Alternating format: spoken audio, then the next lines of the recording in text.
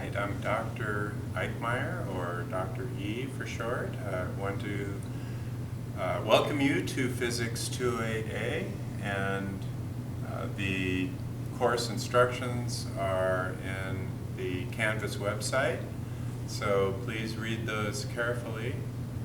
But what I want to do in this lecture is give you a little bit of an intro into Chapter 1 subjects that include some of the mathematical techniques that we need in order to solve physics problems. So before I get specifically into that, we might want to just take a quick look at what is physics. That is a subject that is sometimes a little confusing in terms of what this actually means.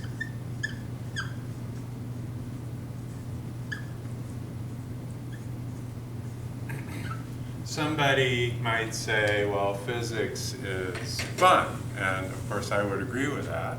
Other people might say, well, it's hard, it's kind of scary, but I think that a better definition for physics is that it is basically the study of the rules that make the universe work.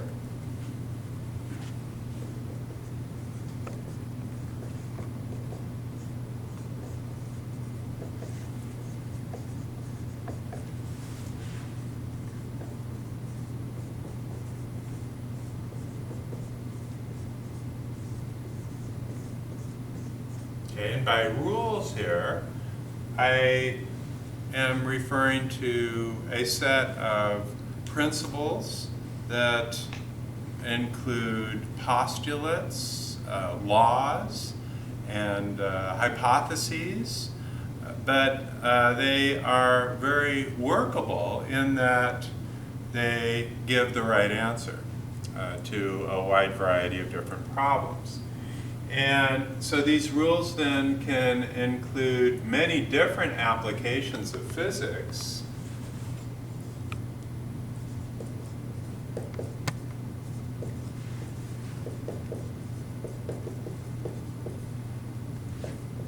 Since physics in many respects is the most basic of the sciences, it supplies the basic guidelines for how molecules work. So we have subatomic physics,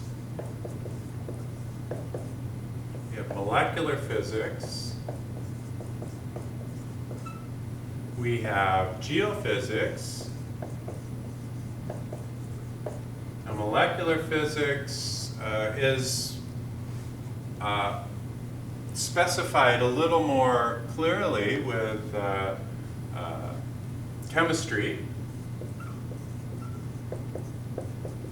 but you could still take a lot of the basic chemical principles and break them back down to physical laws. And so from that standpoint, chemistry we could think of as just being molecular physics. And then if you get to geological processes, then this is really the physics of rocks.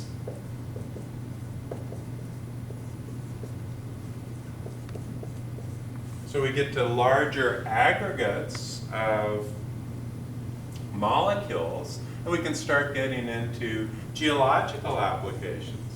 As you get into even more complex aspects of physics, you can get to biological. And so biological physics, often called biophysics,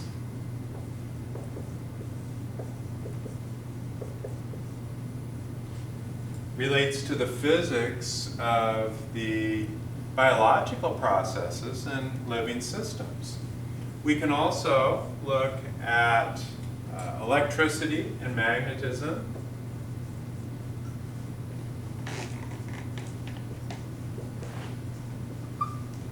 motion, fluids,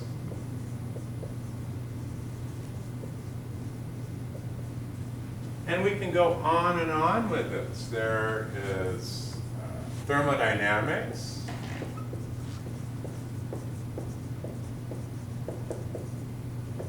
relativity, quantum physics,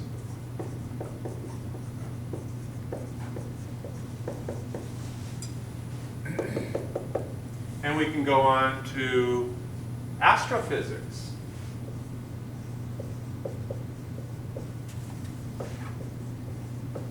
The physics of the universe as a whole.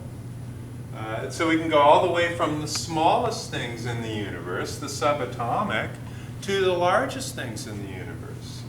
The structure of the entire universe, the superclusters of galaxies, and maybe even other universes as well. And so we can see what a sweeping set of subjects physics encompasses. And so to just say that it's the rules that make the universe work doesn't really give us a full perspective for everything that is related to physics. And so in a very real sense, if you don't know that much about physics, you really don't know that much about anything. So that is, of course, the reason for this class. This is an intro to physical processes as they relate to motion. That's one of the easiest ways to look at physics.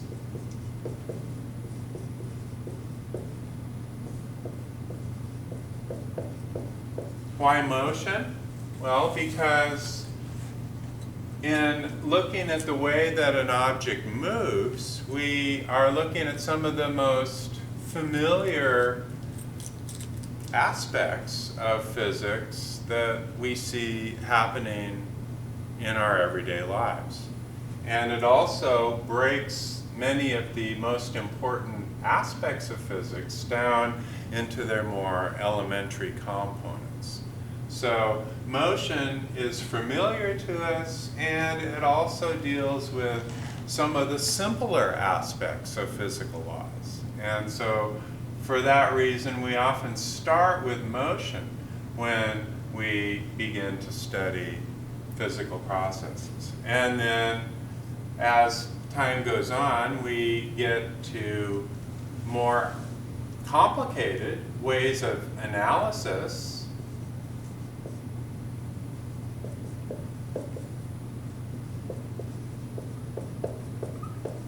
So in our analysis of motion, we can look at displacement,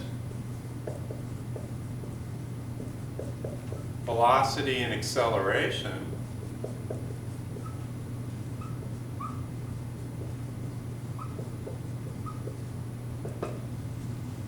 but then we can also look at forces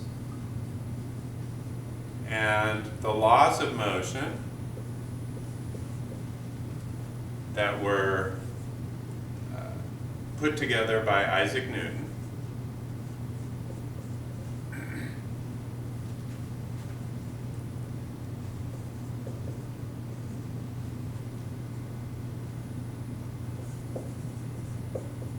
In other words, Newton's three laws. We also will look at work, energy, and momentum.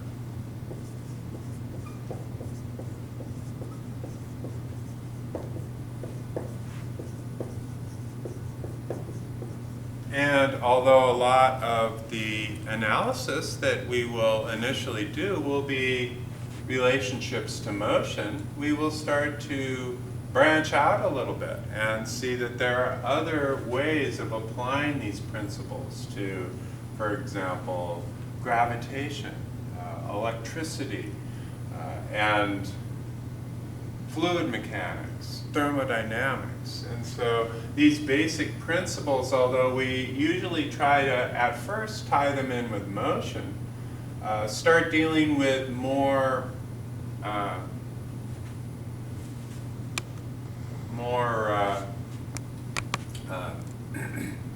widespread parts of our physical universe.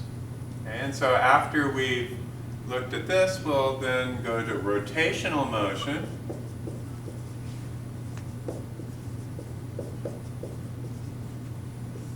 Then to simple harmonic motion, the vibrations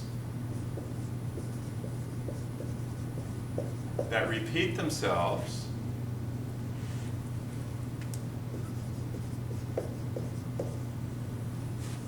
To fluids. And then finally to thermodynamics.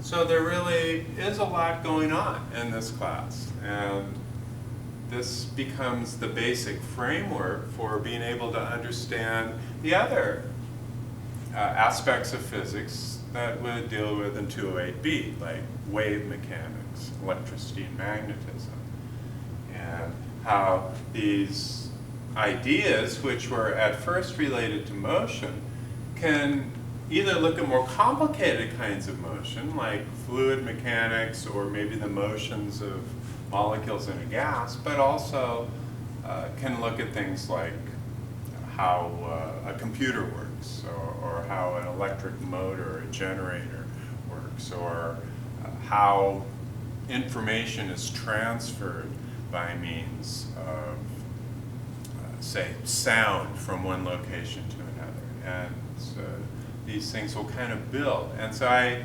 recommend that you try to understand each subject well as we cover it, because the subsequent subjects will depend on the things that we are covering first.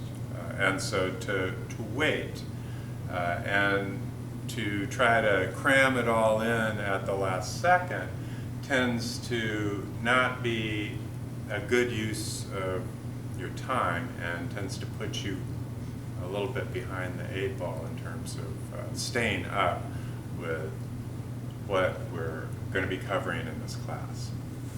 Okay, so with that kind of an introduction, what I'd like to do is to define a couple of physical quantities that are related to most everything that we'll be doing this semester.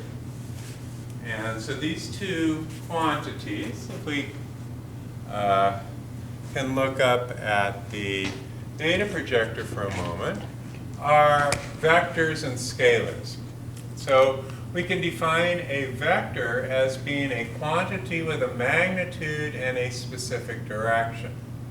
Okay, and so we usually define quantities in terms of an arrow, in which the arrow points in the direction of the vector, and the length of the arrow is the magnitude of that vector.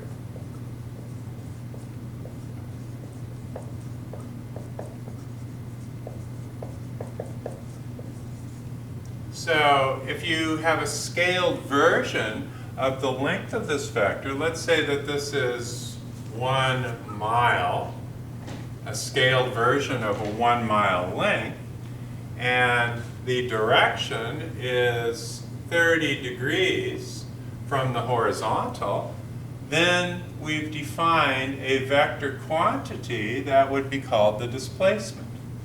On the other hand, if we were in a north, south, east, west coordinate system like this, and say you're looking down on the Earth's surface, and you have a plane that is moving along at a velocity of 100 meters per second, which, by the way, would be about 200 miles per hour, at a 45-degree angle to the east-west direction, then we're defining, in that case, a velocity vector. Okay, so that has a length, but in this case, the length of the vector is not a physical length as it was as a scaled version of 1 mile in the previous displacement vector example. that in this case represents a velocity vector, in which the length of the vector here is the speed.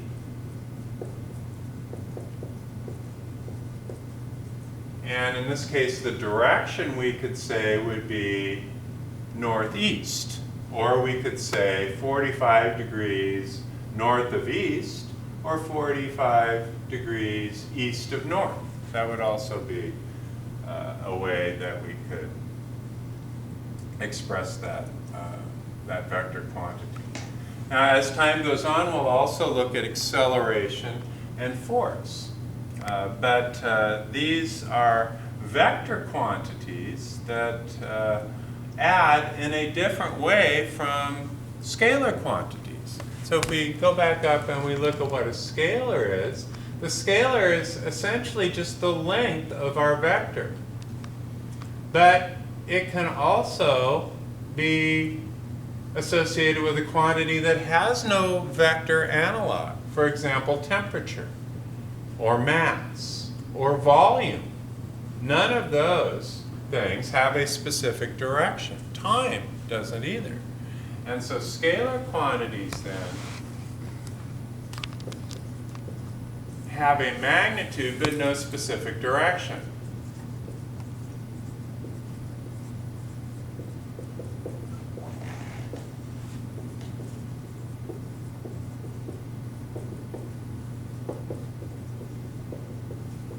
So temperature then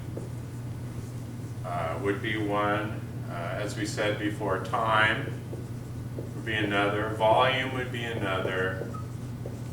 But also, we could talk in terms of, well, I walk 10 miles a day. But if I don't tell you which direction I walk, then I'm just talking about a scalar quantity. So that would be, instead of displacement, we would call that distance, which is the length of a displacement vector. Or I could say that my Corvette can travel 150 miles an hour, but I don't tell you what direction because I don't want the highway patrol to find out and give me a ticket. And so in that case, I'm just talking about how fast it's capable of going. But if I don't define the direction, then I'm also talking about the length of that velocity vector, which is its speed. And there are other physical analogs to vectors in which the length of the vector would be the scalar aspect of it. But then if we add a little more information to it, then we can get the full-on vector quantity. Okay. Now, scalars add differently from vectors. And so if I say that I drink a glass of water, and then I drink another glass of water, then I drank 2 glasses of water. Okay? Or if I wait 10 minutes, and then I walk outside and it takes another 5 minutes, then the total amount of time is 15 minutes. So you're just adding those numbers together. And so, if it's 83 degrees and then the temperature goes up by 4 degrees, then it's 87 degrees. 83 plus 4 is 87, right? So they're adding like numbers. But vectors add differently. Vectors add by what's called head-to-tail addition. And so if we've defined the vectors in such a way that they're arrows, then we can add the vectors using this principle of head-to-tail addition. So if you have 2 vectors, let's say vector A and vector B, vector A is 1, let's say, meter of length in the y direction, and vector B is 1 meter of length in the x direction, then we could write this as a times a unit vector j hat, just indicating that it's pointed in the y direction. And we could write this as I hat, just indicating that the direction of this vector is in the x direction, whereas this gives us the direction as being in the y direction. Now, in general, these unit vectors, I hat, can be written so that this is some x vector divided by the magnitude of x, and a j hat vector would be some y vector divided by the magnitude of y. So in other words, it just gives the direction but has a length of 1. And we'll look more at this later as a notation that describes the magnitude, the 1 meter, and the direction.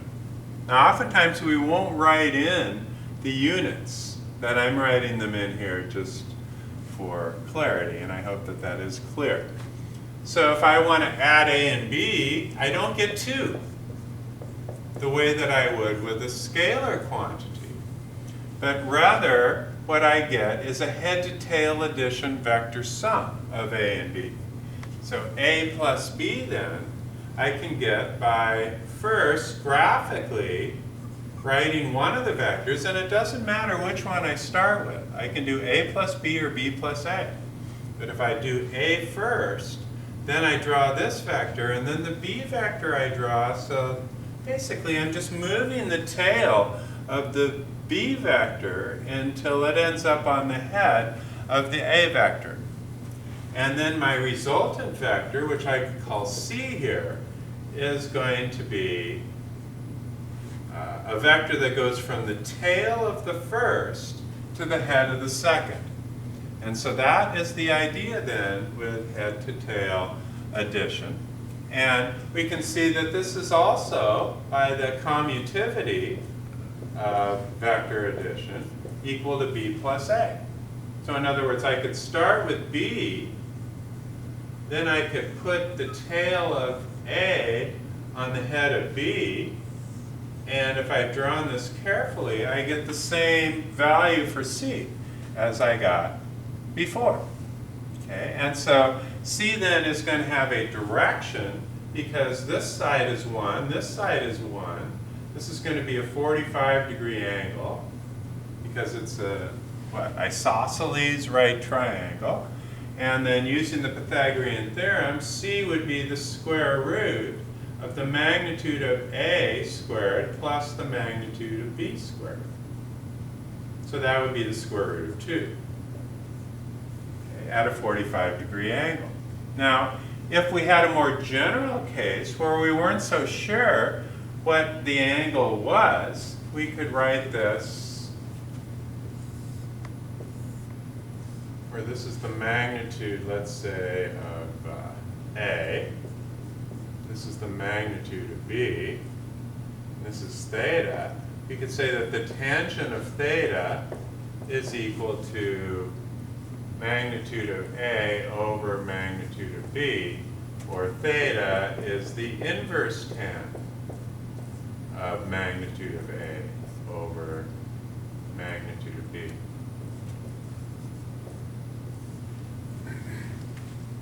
And so the inverse tangent of 1 is 45 degrees. But it could be anything else too. This could be a 1, and this could be a square root of 3. And if that were the case, then this, with the inverse tan of 1 over the square root of 3, would be 30 degrees. And so this is the technique then by which we can add the two vectors together and get a result for c. Now this could also work if we were, let's say, swimming in a stream. Let's say the velocity of the stream is equal to 1 meter per second, but the velocity that you can swim in still water, velocity of the person,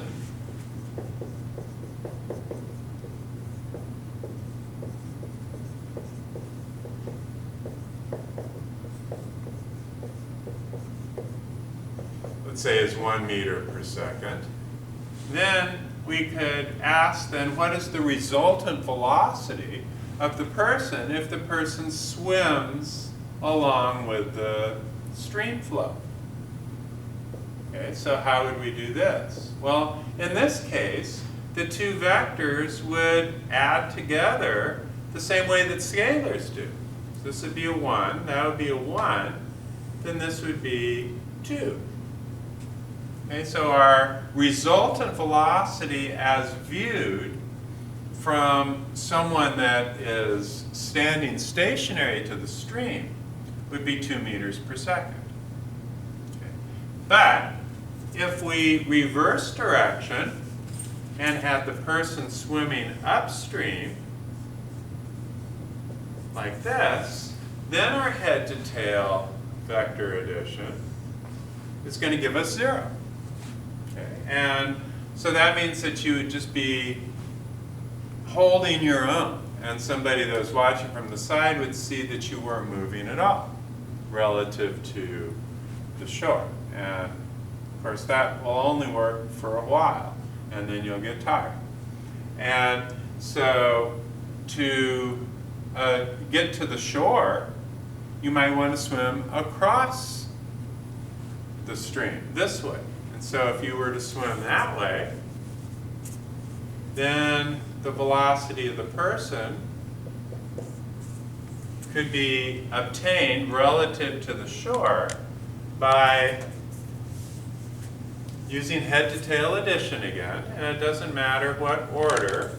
This velocity of the stream, this is velocity of the person, and this is v total. Since this is 1 again, 1 meter per second and 1 meter per second, v total would be the square root of 1 squared plus 1 squared, or the square root of 2 meters per second. And if this is a north, south, west, east coordinate system, we could say that this is in the southeast direction. Or we could say that it's 45 degrees south of east, or equivalently, we could say it's 45 degrees east of south. And so those would be 3 equivalent ways of writing this resultant vector quantity.